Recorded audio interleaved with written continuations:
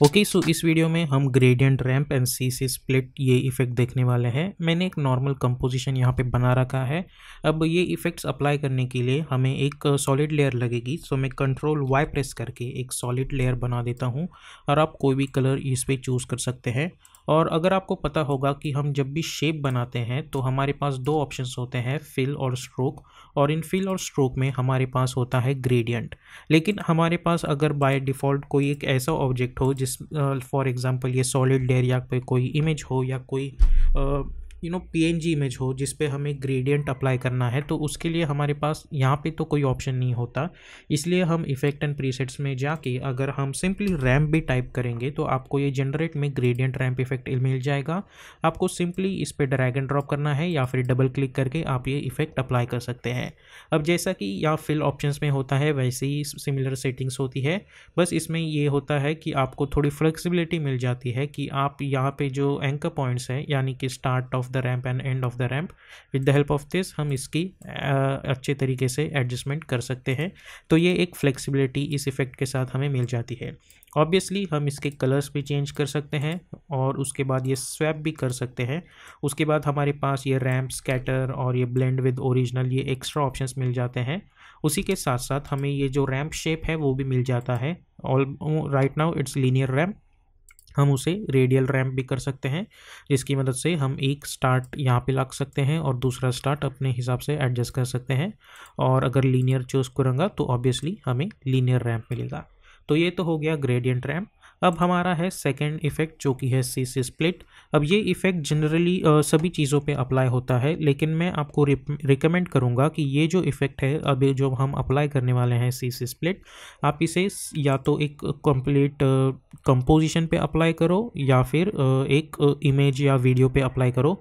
लेकिन किसी भी नॉर्मल लेयर पे, फॉर एग्जांपल ये जो सॉलिड लेयर है या फिर जो टेक्स्ट लेयर है या शेप लेयर है, उस पर अप्लाई ना करे तो ही बेहतर है। मतलब वो इफेक्ट करेगा लेकिन बाद में आपको दिक्कतें आ सकती हैं।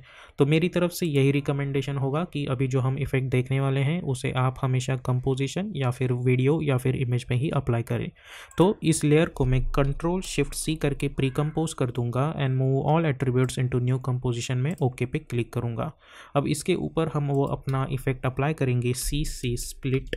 ओके, आपको सिंपली सी स्प्लिट टाइप करना है और यहाँ पे आप देख सकते हैं डिस्टॉर्ट में मुझे ये दो ऑप्शंस मिलते हैं। एक्चुअली ये दो इफेक्ट है, सी स्प्लिट एंड सी स्प्लिट 2। दोनों में ज़्यादा कोई अंतर नहीं है, हम दोनों देखते हैं। मैं सी स्प्लिट पहले अप्लाई करूँगा और आप देख सकते हैं यहाँ पे हमें दो स्टार्ट एंड एंड पॉइंट मिल रुके हैं, I mean point A and point B. और अगर ये स्प्लिट वैल्यू में बढ़ा देता हूँ तो ये इसे फ्रॉम नेम इटसेल्फ ये स्प्लिट कर देगा। फिर इसका जो ये जो स्टार्ट पॉइंट है हम उसे अपने हिसाब से एडजस्ट कर सकते हैं और फिर इसे भी अपने हिसाब से एडजस्ट कर सकते हैं। तो अगर हमें कभी पेपर कट एनिमेशन की तरह कुछ दिखाना होगा तो हम इसकी मदद से ये चीज़ से एनिमेशन दिखा सकते हैं। तो ये जो स्प्लिट वैल्यू है मैं इनिशियली इसे 0 कर सकता हूँ या फिर इस तरीके से कम ज़्यादा भी कर सकता हूँ। ठीक है, तो हम इस तरीके से ये एनिमेशन कर पाएंगे। ओके, तो इसे डिलीट कर देते हैं। और सी स्प्लिट 2 अगर आप इसे देखें तो ये स्प्लिट एक तरीके से अलग होगा और दूसरी तरीके से अलग होगा। तो ये अपने पे डिपेंड करता है।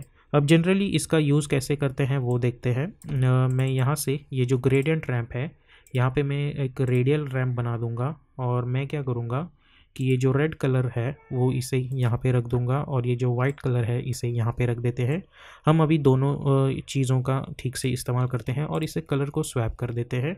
और यहाँ पे जो कलर है वो बहुत ही रेडिश है, मैं उसे कुछ इस तरीके से बना देता हूँ। और अपना टेक्स्ट टूल सिलेक्ट करके मैं यहाँ पे एक नॉर्मल टेक्स्ट टाइप कर देता हूँ, मोशन, जिसका कलर मैं ब्लैक रखता हूँ और ऑक्सफोर्ड फॉन्ट चूज़ करूँगा मैं। जस्ट फॉर द रेफरेंस दिखा रहा हूँ कि ये ऑप्शन हम कैसे यूज़ कर सकते हैं। ठीक है, इस टेक्स्ट को मैं सेंटर में ला के रख देता हूँ कुछ इस तरीके से, इसकी स्केल भी एडजस्ट कर देता हूँ।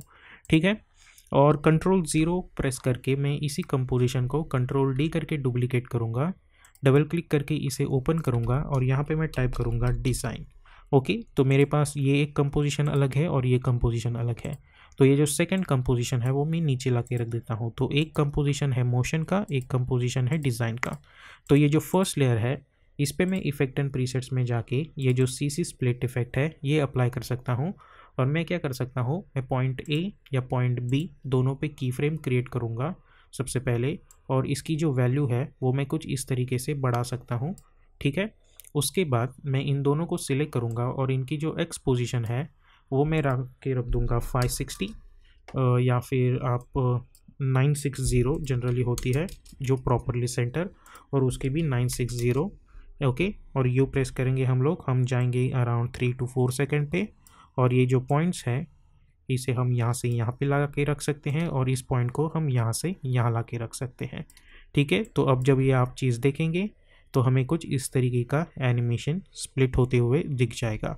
तो ये यूज़ होता है इन दो इफ़ेक्ट्स का, बहुत ही यूज़फुल इफ़ेक्ट है। हम जब भी प्रैक्टिकल ट्यूटोरियल्स करेंगे तो उसमें भी ये बहुत इफ़ेक्ट मैं तो पर्सनली यूज़ करता हूँ।